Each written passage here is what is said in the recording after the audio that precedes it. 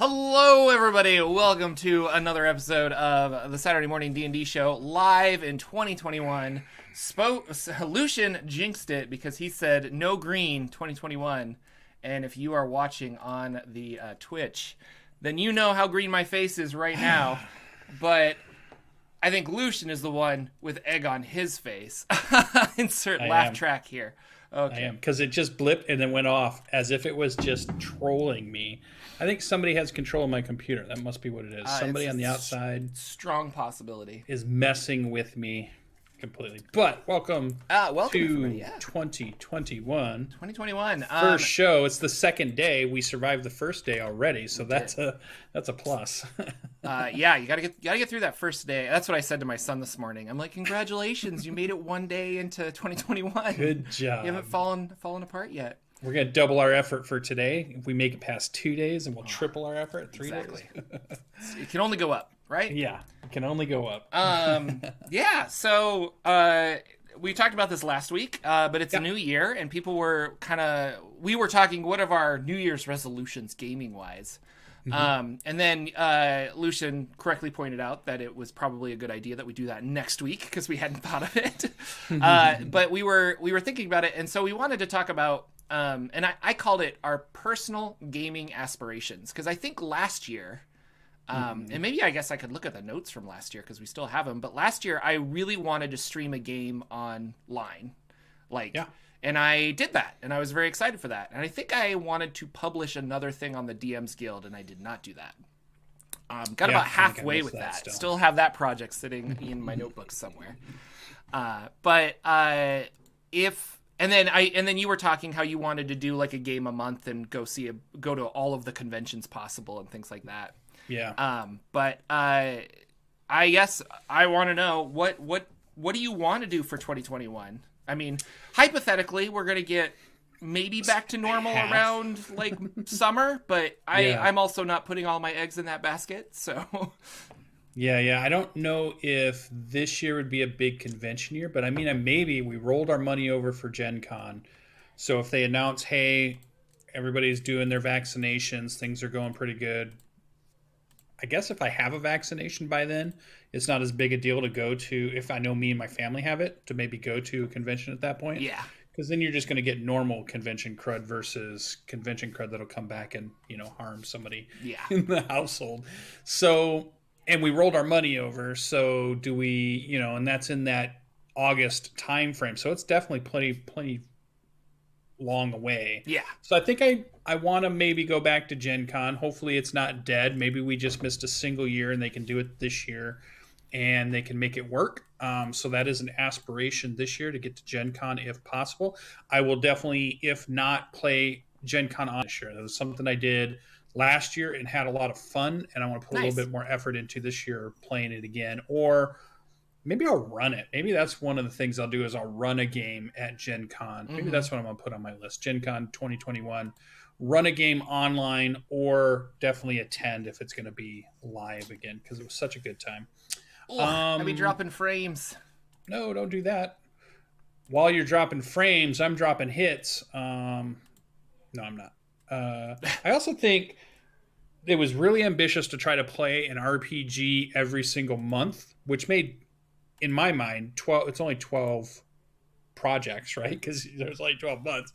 But I think maybe shortening that down. But I definitely want to play something other than D&D this year. I want to dive into one other RPG pretty deep this year.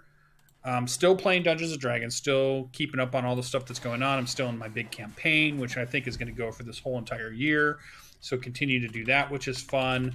But I feel like I need a deep dive into another rule setting of some sort. Jumping into another, whether it's a Monty Cook thing and just dive back into all the fans and all the the groups that talk about that stuff, and maybe jump into some of the really get involved with the community of that RPG, whatever it might be.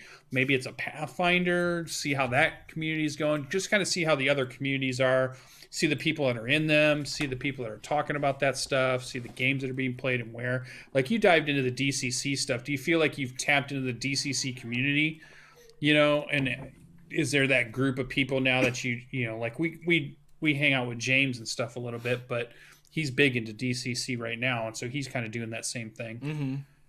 So yeah, I think that's another one. I think I have. Well, I definitely have my DCC friends. Yeah. And like I follow James, who's I Live for Crits, and he does Judge James. He does really cool stuff. I listen to their podcast. My friend Lex Mandrake, he's big into the OSR as well, and he likes Dungeon Crawl Classics. And and Ben likes OSR stuff. I mean, Ben's just Ben Milton is a plethora of information on all OSR stuff. He's really good. Oh yeah, surprised that there's no alert in the sorry there, Shozama 85. I usually put in an alert, but I forgot this morning in the Discord. But yeah, so I have my DCC friends, and then I'm in a couple of other communities that they're like, oh, you're YouTuber Jordan. We like DCC as well. Come hang out with us. And so there's a couple of Discords that I'm in, nice. Which actually will bring me to. Through that Discord, I made a friend who runs DCC, but he's actually going to run a system called Basic Fantasy, which is an open source RPG that is heavily inspired from the older 1980s Basic Expert D&D stuff. And he's going to run me in a game next Friday, which will be exciting. Sweet. Felix is excited, and too. Felix really wants to go into the crawl space because he has learned about it now, but he's not allowed. No. So, yeah. I don't know. And do you have, like, your Monty Cook friends, or do you have, well, my Monty Cook friend was, funny enough, was James. Yeah, he's really into that, too. He's the one that introduced me. He played some games. I got to meet some of his friends. Then he introduced me to the Monty Cook crew, which is how I ended up running games for them at Gen Con. Oh, that's right. That first year I went. And it was kind of through him that I kind of started meeting that whole community, and then got to talk to some of those people, and there's a lot of people that do that. So that's that one for sure for the Monty Cook group. I've kind of been in that community a little bit. They were using like a Google Facebook to kind of, or like a Google Plus group or something that has died out recently. And James kind of moved on to DCC stuff more than he was doing his Monty Cook stuff, which was about 3 or 4 years ago. Mm-hmm.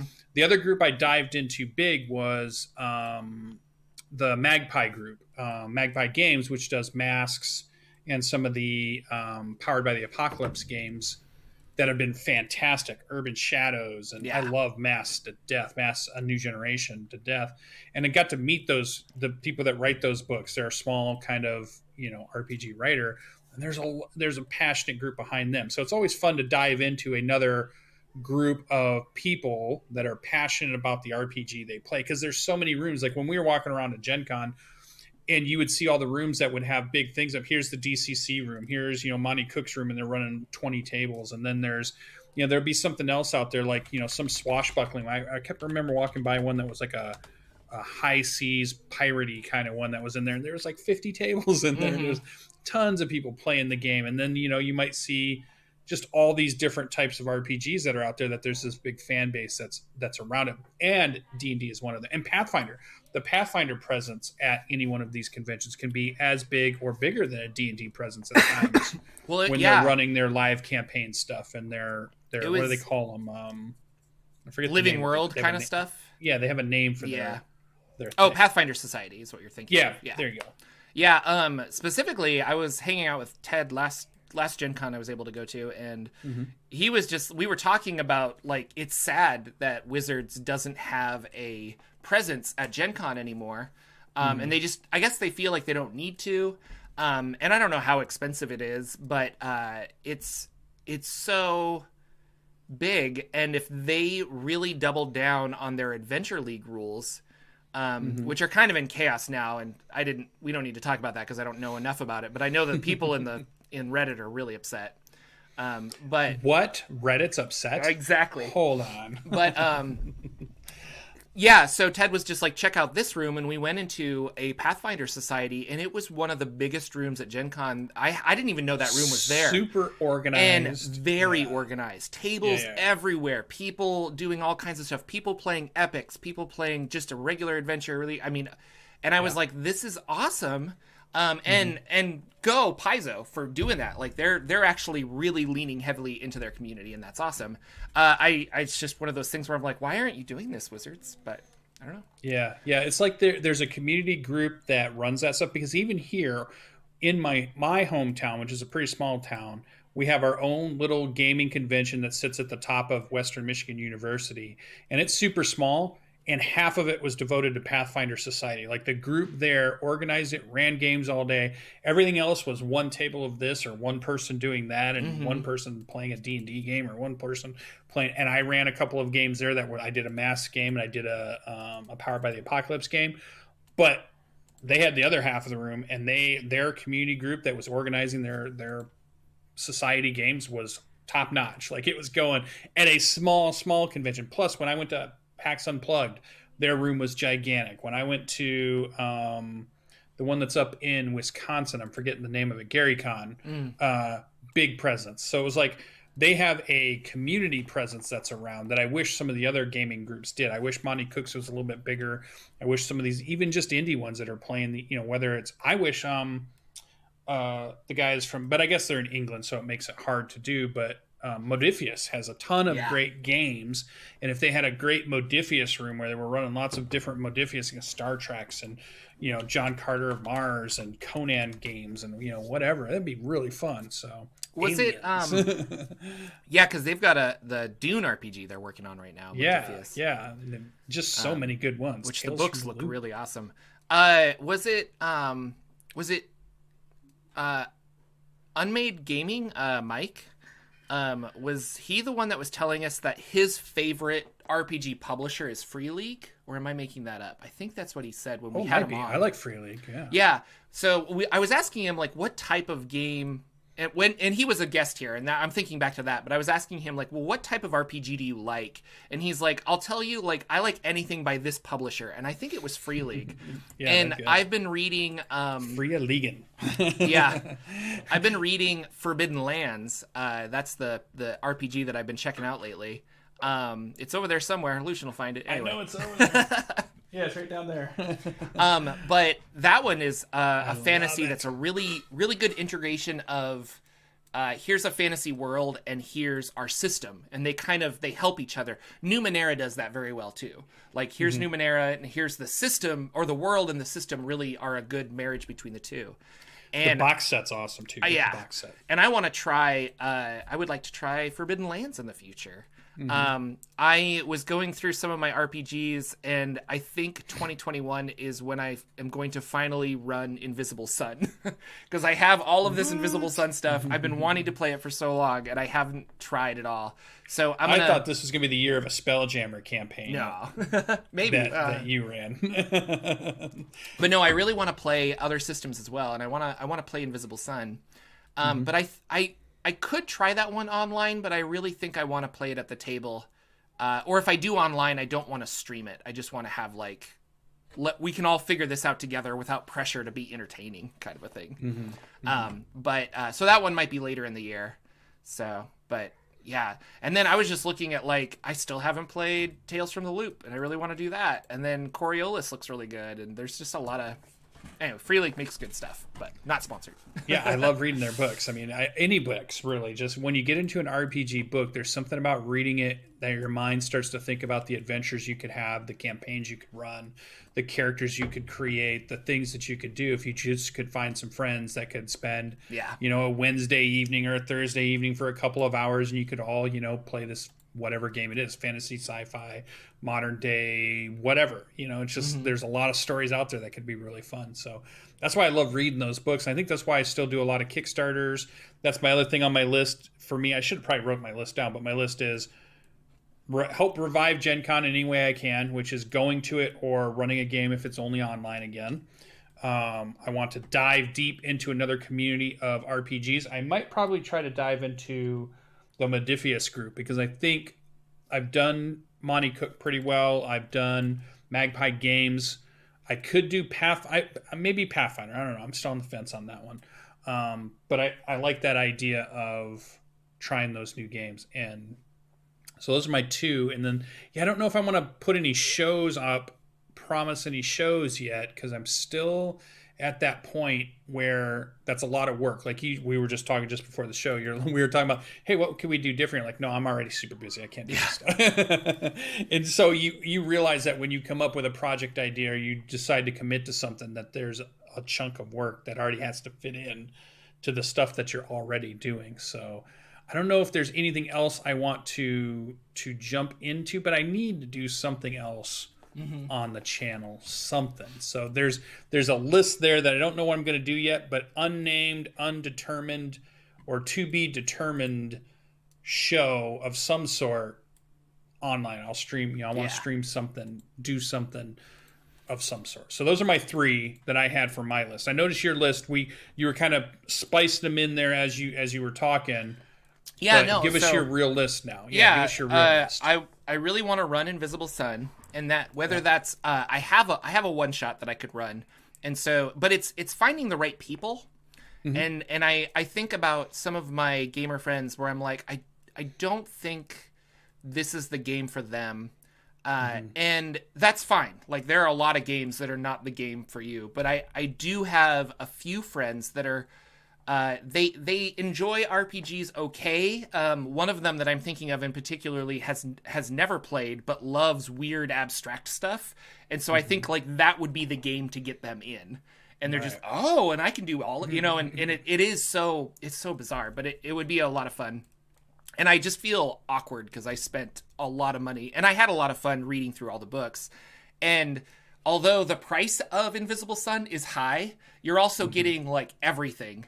But it's a little hard because I could have picked up just one book and flipped through it and said, ooh, this is going to be a little difficult for me to run right now. So I'll shelve that, $20 book and buy the rest later if I find a group. Instead, I bought everything because that's how it's packaged. And now are you talking about a 5e Invisible Run, or are you talking about an original edition that it came out in Invisible Run? Invisible Sun, which is the Monty Cook game, Not a 5e, anything. The gotcha. RPG Invisible Sun. That's what I want to run. Gotcha. Yeah. I don't know why I was thinking of a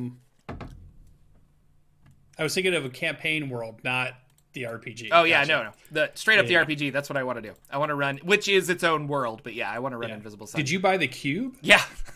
Oh, so you got, So it's like a $300 cube, and I totally bought it like a couple years ago or something, and it's just been sitting there. And I've read all of the books, and it's really awesome, but I haven't run it yet. What was in my mind was Dark Sun. Oh, the cover of Dark Sun. I was like, he wants to run a Mad Max game. I'm like, this is cool. So how are you going to do that? And then I realized. No, but D&D wise, I want to run my homebrew world that I spent the last month creating, and I want to define that some more. So there is the push to do that, and whether that will be an online game with streamed, I haven't decided yet. Because it's weird. Like I like streaming, but the pressure to be entertaining is odd for me, and I don't know if other people feel that, but I feel like I have to be like, I don't like dead air. I want to keep it going, and when I have to stop and look up a rule, I get frustrated with myself. And this happened last night when we were playing DCC, where I'm like, I have to look up this table. I don't know where this table is. I feel underprepared. I don't like this. But if I'm just casually with my friends, they can talk about movies for a half hour while I find the right rule or something. Yeah. Now, is Indigar a campaign that's your campaign world? You spent 30 days doing it, so you're done. But was this a campaign world you were building as a campaign world to share with other dungeon masters, and your overall dream is that people are running campaigns in Indigar? Or was this, I need my own, I'm just doing my own, I don't care if anybody else ever uses it, but I need it for mine? Where are you at on that scale? A little of both. I think originally when I was coming up with it, I was like, I like this. It would be fun to have another... Okay, so I think a lot of the fantasy role-playing settings, like Forgotten Realms, Eberron, and things like that, the main difference is how you interpret magic. In Forgotten Realms, magic is like, okay, anyone can kind of... Well, not anyone, but there's wizards and there's lots of stuff, and magic can be harmful or whatever. And then in Eberron, you have magic is our friend, and we use it for all kinds of stuff, and we've taken it to the nth degree, and that's caused problems. And then you have Dark Sun, where magic is evil, and magic created all of this desert because it literally just creates bad. This terrible wizard, this evil like lich wizard king is ruling over us, and it's awful. And so I wanted to build a world that's kind of like an in-between Forgotten Realms and Dark Sun, but not full on the world is in this terrible place. Right. So that's where I was going with Endegar, and it kind of, in my mind, I'm like, oh, this would be fun to try and Kickstarter and publish. And like, you know, who knows, if I could raise $3,000 or $5,000 on Kickstarter, I could easily hire an artist, get some really cool art, find someone to help me with the layout, and then make a book and a PDF and call it good. And that would be fun, because I've never done a Kickstarter. I thought it'd be kind of interesting. As I finished it, I found out that, it's just there's a lot going in. So I need to do a lot more work on it after this 30-day challenge. I realized that, which is good that I did this. So for right now, I think it's for me. And it's just for me to play in and kind of explore and make the world bigger, in the sense of I need to generate a whole bunch of NPCs and then place them down in certain cities. And I need to make those cities. And why are these cities here and things like that. So that if somebody did want to use it as a resource, it's a prepared resource, So this might be long time down the road, but yeah.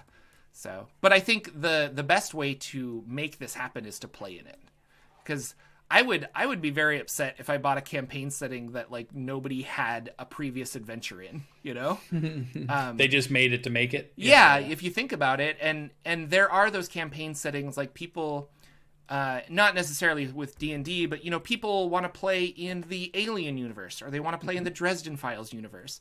But those universes already have stories told in them from movies and stuff like that. But if I just, and people like novels, like The Lord of the Rings is a great campaign setting because it already has this story going on.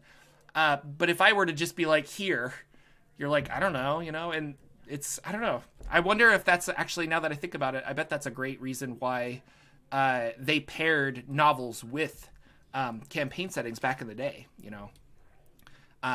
you had the Forgotten Realms novels, and then you also had you had Forgotten Realms, and then you also had like Dark Sun novels, and actually they made like Diablo 2 novels and things like that. So yep, that is true. So and then finally I want to work on my OpenD6 hack that I'm working on, which is I'm trying to take the OpenD6 system, which is an RPG that is open source and anybody can use, and you can reflavor it however you want. And I've been whittling away at it to be what I actually want in a playtest. And it was actually a couple days ago that I had like a fake fight with the rules that I've made so far. And I put I'm like, okay, this guy's fighting this guy. And I would like roll my D6s. And I was just kind of like seeing if the math worked out, what worked in my head to see if it worked on the table. But it's been a lot of fun, and I have a lot more writing to do with that, but it's kind of like a balance. Like when I get a little burnt out with Endegar writing, I'm like, oh, I'll like work on this open thing, and I get re-energized, and then it kind of tips back the other way. So So those are my three big things. My gaming aspirations is, I know that I'll always play 5e because there's just a lot of 5e games available, but I want to run a homebrew Endegar 5e game. I want to run Invisible Sun, maybe like a monthly game. Like it doesn't have to be, but like a monthly game for 6 or 7 sessions would be perfect. Like that would be a lot of fun just to like sink my teeth into it and actually play it. And then I want to like really play test this OpenD6 game. Wait, run Invisible Sun or play Invisible Sun? Oh, I'm going to run it because I don't know anybody that'll run it for me. Yeah. Yeah, they're hard to... People to run that, they call it the Game Master in that one. I haven't read through that one, but it's hard to find. I don't remember. But yeah, I mean, certain systems, you just have to accept the fact that if you're interested in this, you're the one you're going to run it. And I think about that happens a lot. It happened with Dungeon Crawl Classics, and it happened with a lot of things. That's why we're here, I think, is that we decided that we couldn't find good enough games to get in where we could just be players all the time. So it just made sense.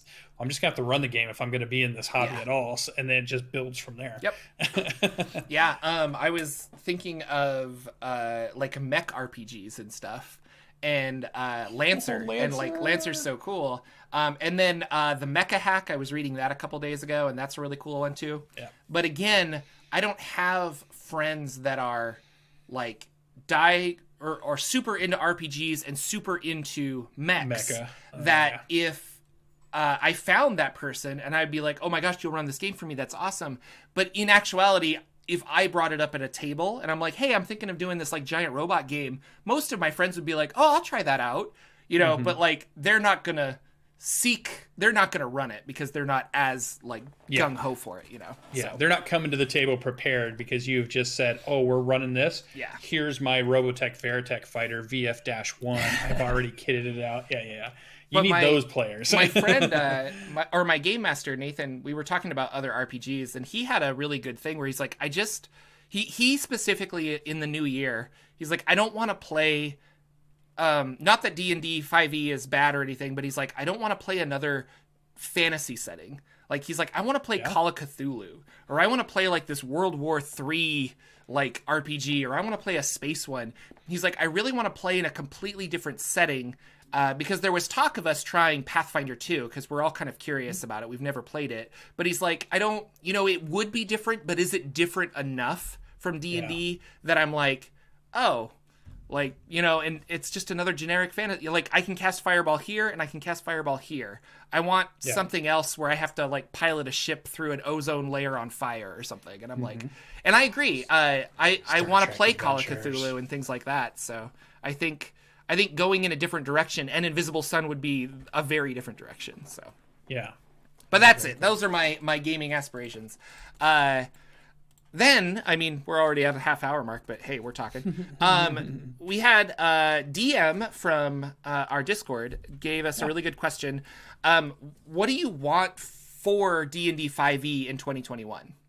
And so if you're on YouTube, Nerd Immersion and WebDM specifically each made a video about this where they're just like, here's my wish list for like what could happen with the brand of Dungeons and Dragons in 2021. I mean, this could be anything from like more miniatures, more books, more community engagement, more live events. What do you want, Lucian? Like what are your expectations or hopeful expectations? I'm hopeful that this is the year 2021 that we get to see the animated shows that I know that have been getting worked on. Whether it's, I know Vox Machina has been going and they did their Kickstarter. I don't know if they're ready to release or when that happens, but I'm hoping it's this year. No, I have no idea now that I think about it. I guess you could go to the Kickstarter. They probably are doing updates and stuff. They probably mentioned that. But I also thought there was a D&D cartoon being worked on. That's not them. So I'm thinking like an animated show on Netflix because they do a ton of animated, really fun shows. Yeah. I would love to see and not one built just for kids. Maybe one that has adult tones to it. Maybe one that has some adult themes to it, and really does justice to Dungeons and Dragons, but in an animated form, so that people that can look at that and go, oh, that's what you guys have been doing on Wednesday night? He's like, yeah, we have to explain it. We have to describe it all, but that's really what's going on. Really cool fights and cool magic stuff happening and lots of cool dungeons being delved and dragons being overcome. Just really cool stuff. Like some of those cutscenes, like the Baldur's Gate 3 cutscenes, when you're jumping into that game and it's showing the stuff that's going on, like a full length of that, series of that would be super cool. I don't know how close we are to that. But that's what I would like. I think animated would be better. Like I think so too, because Chris Pine has been tied to this D&D movie that they're going to make eventually. Yeah. And so a lot of people were like, "Is Chris Pine the new face of D&D and stuff?" And I was like, I mean, good for him. He's a fine actor and things like that. But I was like, I really wish it was this cool animated character, and I don't know why. I wonder if it's just going back to, I can immerse myself in the world a little better when I don't see all of the CG. That's why animated is kind of fun for me, because it's like, it's all the same. But I really feel like a series that's like, here, 10 episodes of this D&D show. And then, and I was talking to you about this in a previous episode of this show where they really need to focus on the villains. Like, the heroes could change all the time because that's what heroes do in the D&D world. Yeah, they're anyway. But, like, Vecna is Vecna, and, this great lich over here, or all of these, like, canonical awesome villains, Tiamat and things like that, like those are the recognizable names that need to pull you in, and then you get to like these characters. But overall, like we all, and I think back to Critical Role. I'm not a big fan of Critical Role. Not that I don't like it. I do like Critical Role. I'm saying I'm not a big fan because I am not very fanatic for them. And so I don't follow it a lot, but like, I know who Vecna is, And so when they were just like, oh yeah, season 1, they were oh wow, like that's a big guy, And so, yeah. Yeah. And I think from what I've seen of their animated stuff that they've shown as far as just their little trailer thing, that all looks really good. That's a show I would watch. That's a show I would get into. Yeah. And Amazon picked it up already for further seasons based off of how successful the Kickstarter was. Yeah. Yeah. So I'm hoping for that this year.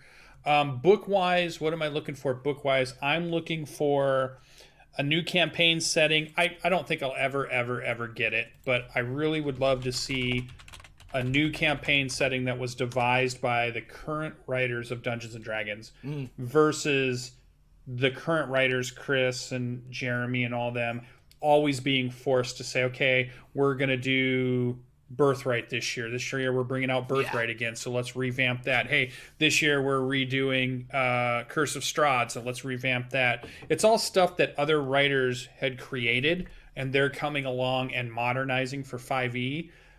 I want to see them get their own campaign setting. So sometime down the road, the Gary Gygax gets Greyhawk. We can say Chris Perkins gets this, or Jeremy Crawford's setting is this, and we know what that was. And 5e needs its own setting instead of just regurgitating everything that came before it.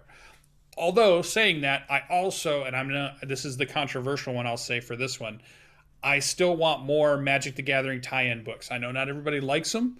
I know not everybody's into bringing in the Magic the Gathering into the Dungeons & Dragons worlds, but I'm a fan that appeals to. So I think Zendikar's coming. I want that.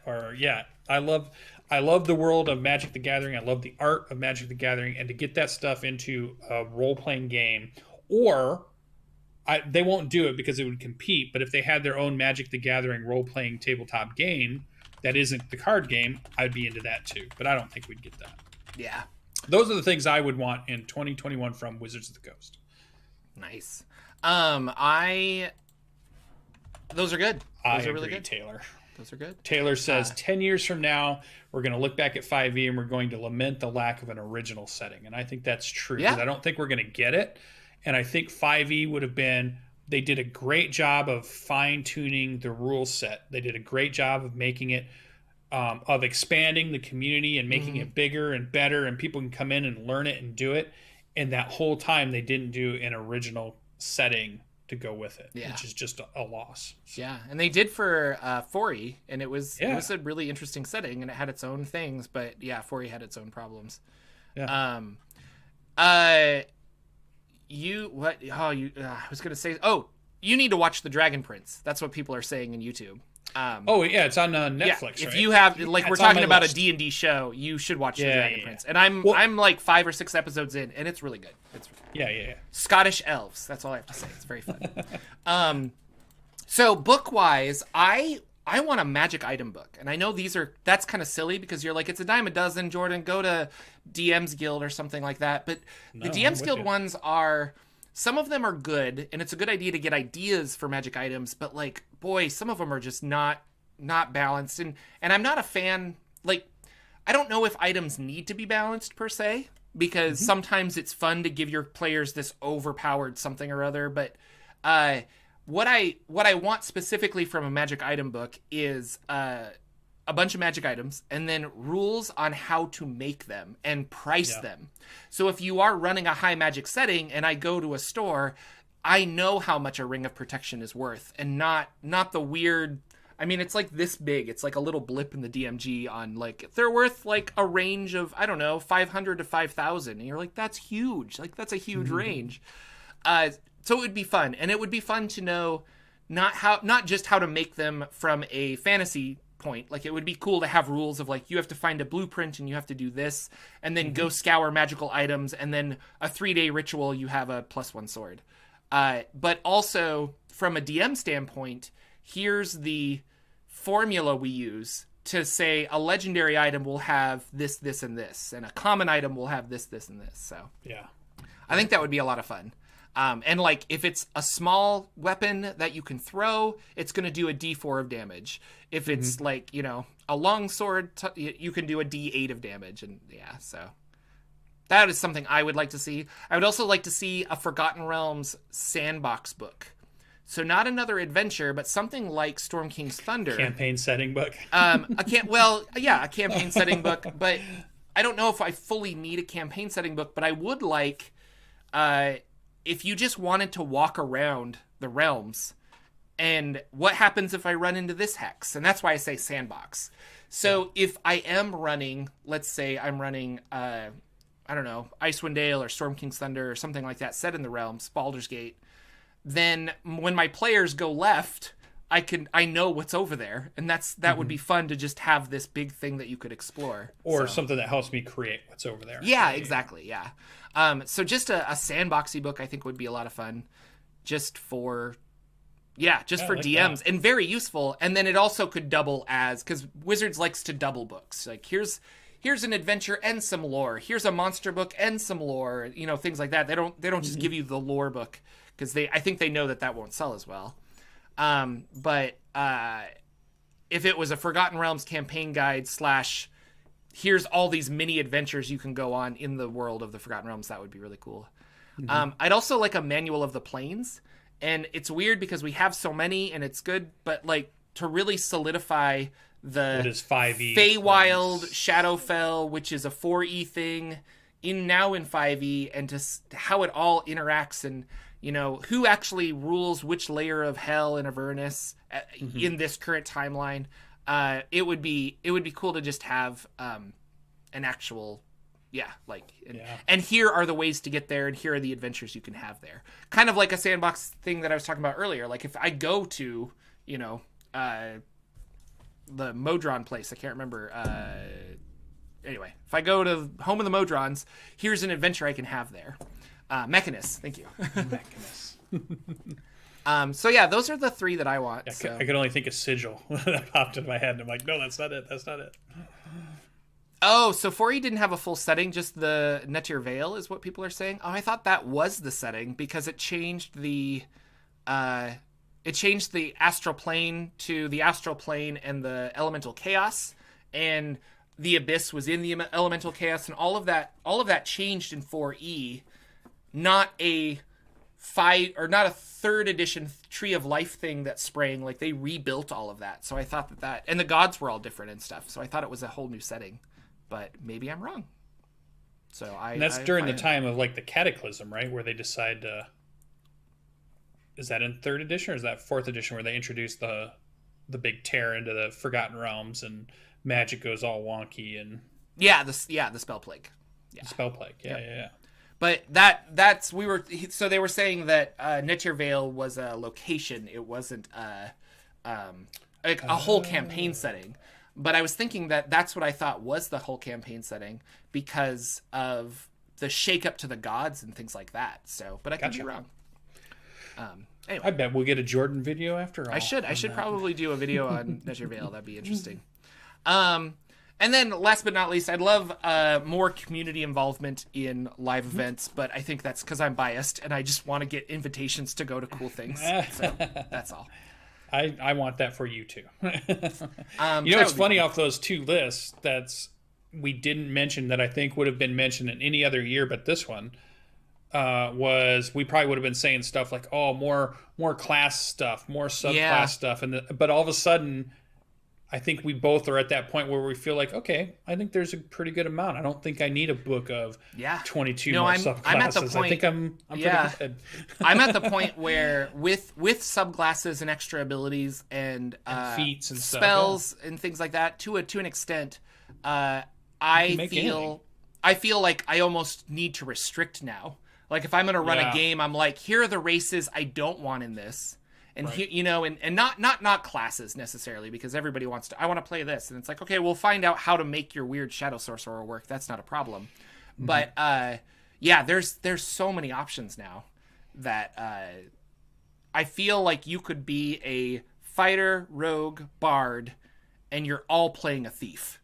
You know, depending, like you're all a different kind of thief, but you could all play that thief using any of those.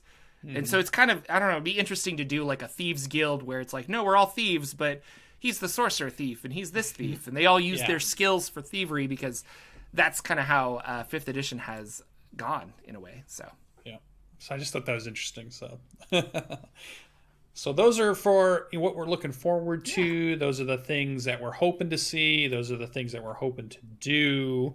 That brings us over to what normally would be our next segment, which was Bardic Inspiration. But I threw a curveball at Jordan this morning, and I said, how about for 2021, we maybe bring it over to the community and we say, hey, what if we want to change this section into something? Because we've been doing campaign setting ideas. Campaign ideas are things we've been inspired by.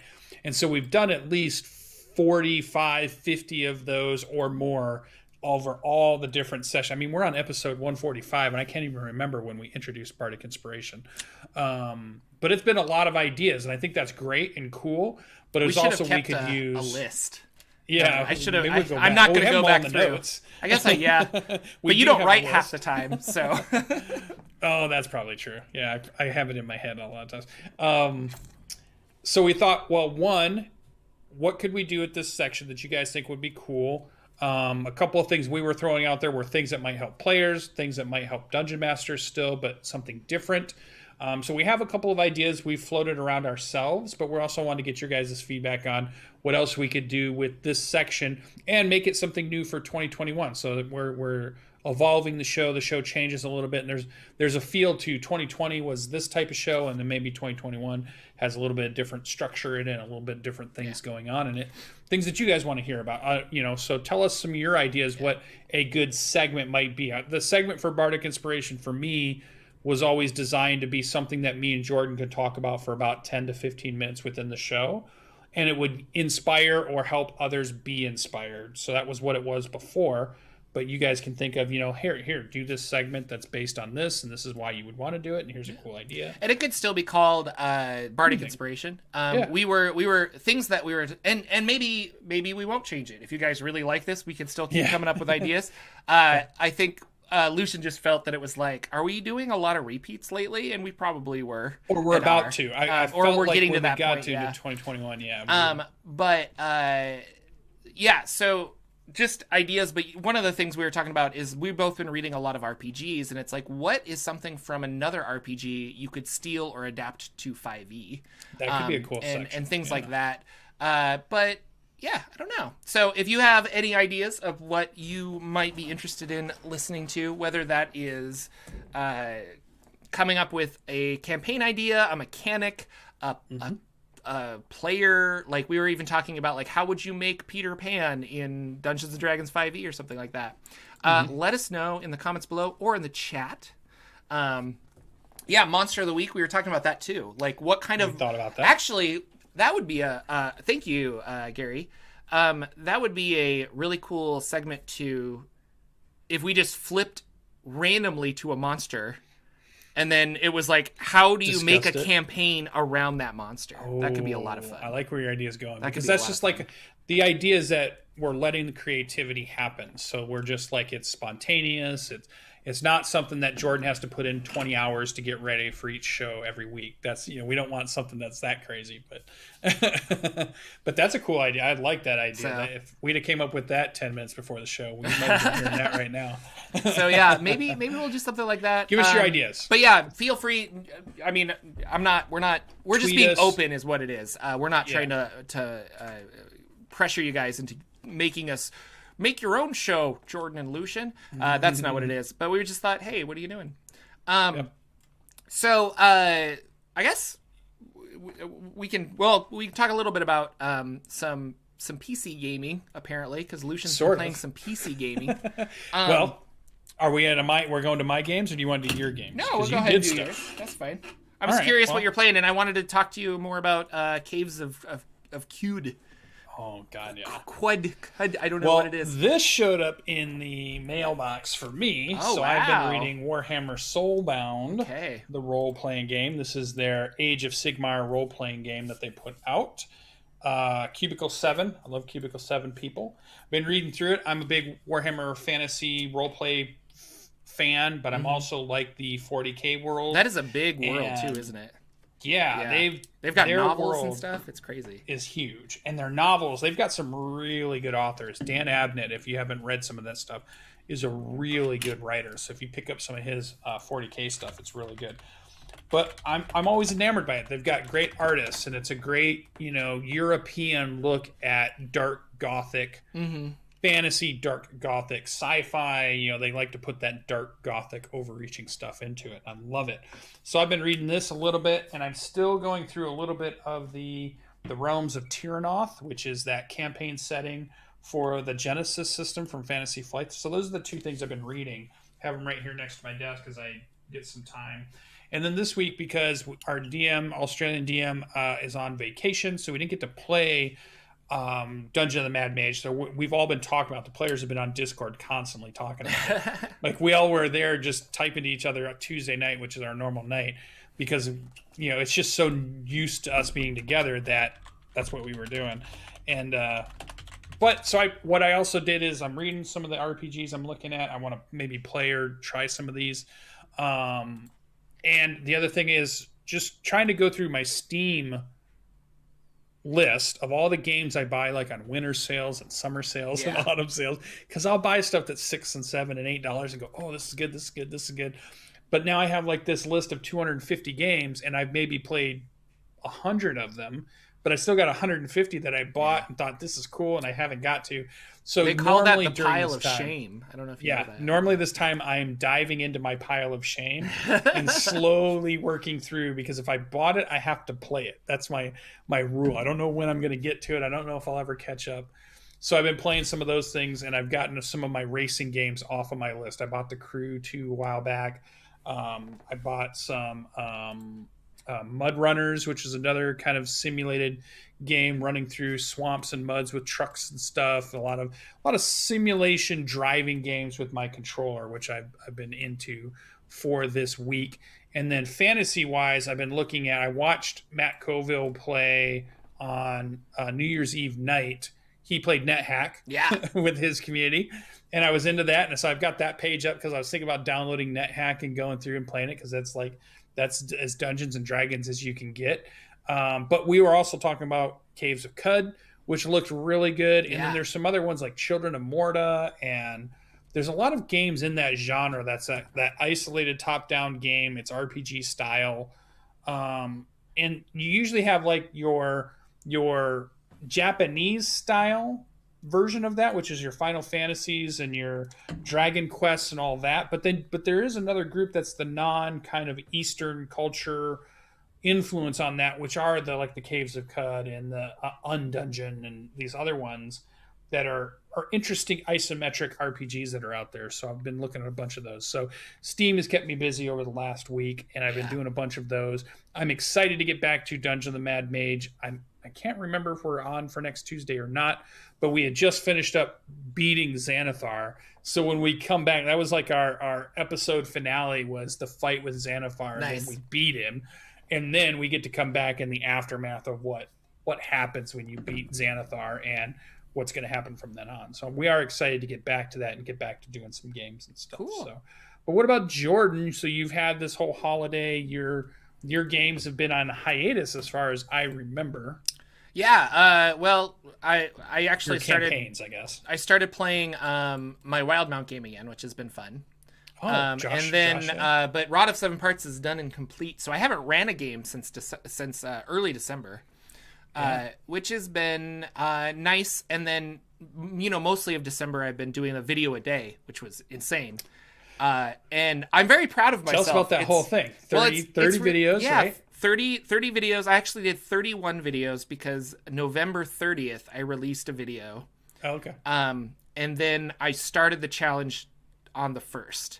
So I would always record it the evening before, edit it, and then get it up there. And it just kind of became so in my mind, I was going to do a bunch of videos at once. So I'm like, okay, this Saturday I'm going to hammer out like 2 or 3 challenges, and then I'll have 3 videos banked, and I can get some other stuff done, and that never worked out. It was always like, it's 9 p.m. I got to do this.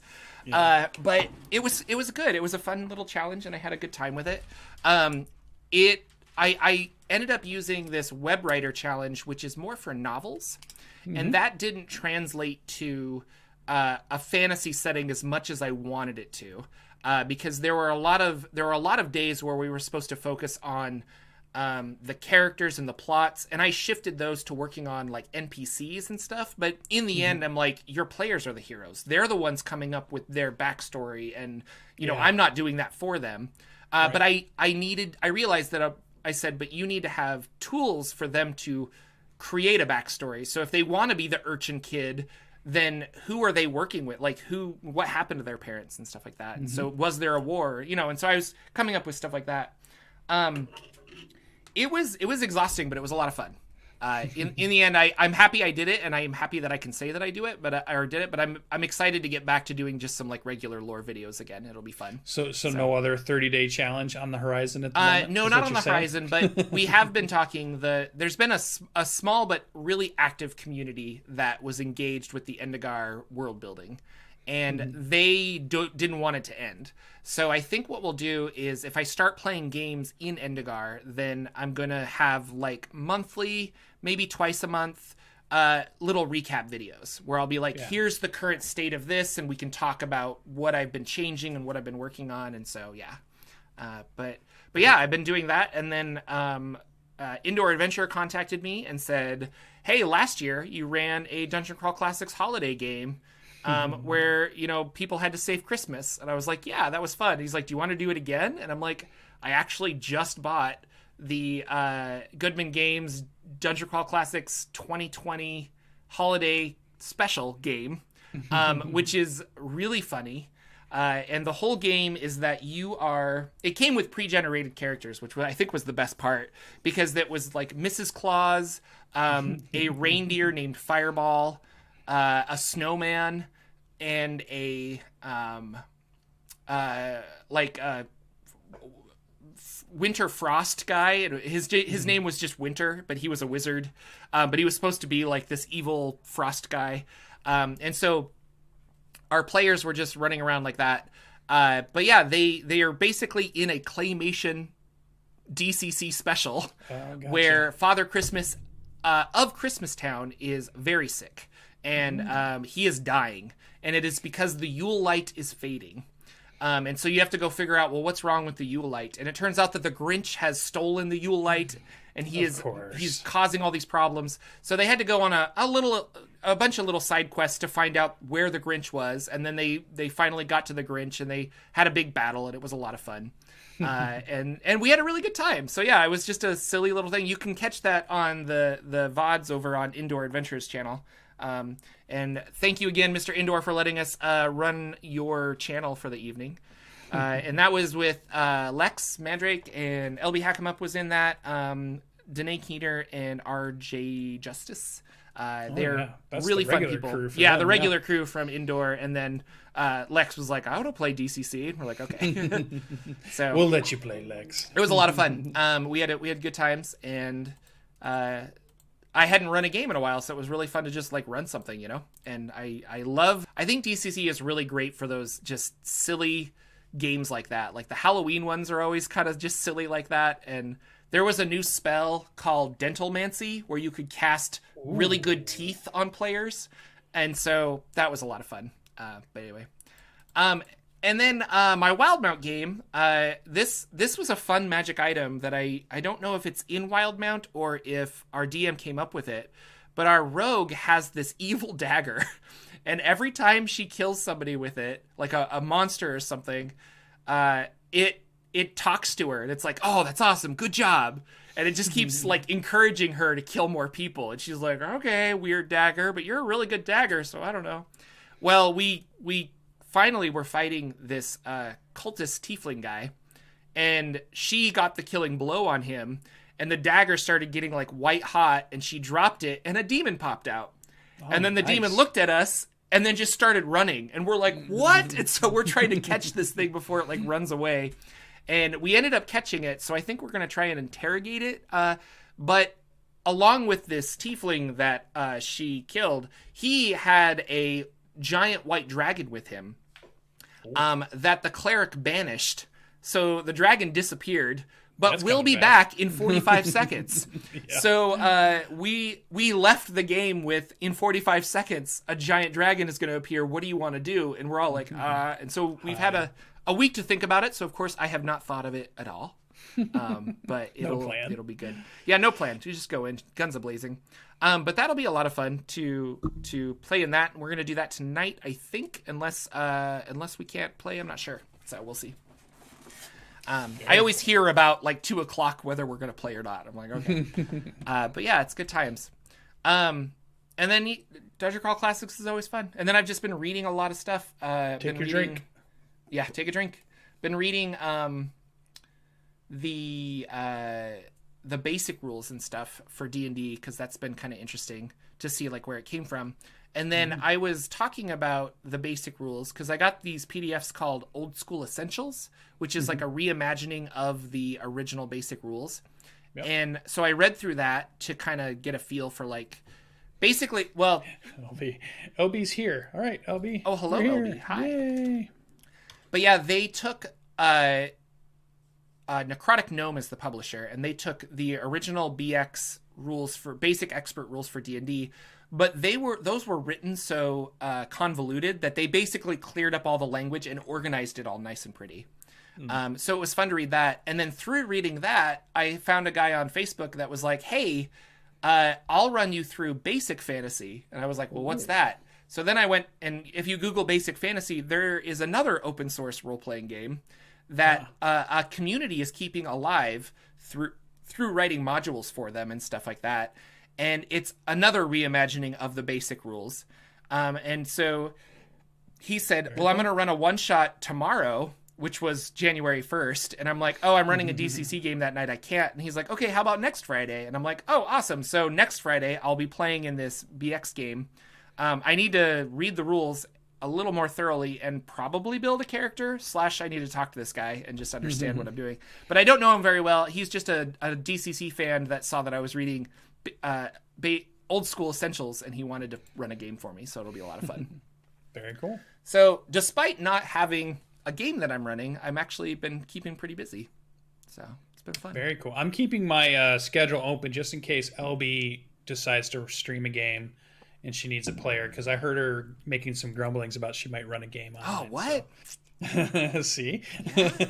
LB, you running games? Yeah. Maybe. Do you need she's laughing in chat right now. You need I don't know, a spunky kobold who likes to steal things? Yes. Spurt. What was their kobold name? Dirk. Yeah. Dirk. Dirk. He was a great show up. Oh, so much fun. So much fun. She says not until March. All right. I'll put the pressure on her. With enough pressure, that's a February. Easy. Yeah, easy. We can start making characters now, though, right? Yeah, exactly. No, that'd be fun. So good. I also, LB, since you're watching, I really want you to run Monster of the Week for me, because that is a game I have never played. And I am, after listening to the Adventure Zone, they did a really good rendition of Monster of the Week, and I loved that story. So I think it'd be a lot of fun. So, but yeah, I think that's our show. Again, if you guys have comments, if you want to change up Bardic Inspiration, let us know what you guys want us to chat about. Otherwise, we might just start talking about monsters. I kind of like that idea a lot. And we can talk about like the history of the monster / mostly how would you use this in how would you build a campaign around it? What could you do with it? One shot or something. That'd be a lot of fun. What pops up? What monsters make it are random almost to where we don't even know. Like you just open the book and you're like, this one. Oh, if I want to code a spinning wheel or something. They have those on Twitch overlays. And it would be cool if we could get like, and it just does page numbers. And then we open the page and we're like, okay, we're talking about bronze dragons today. I like that. That'd be a lot of fun.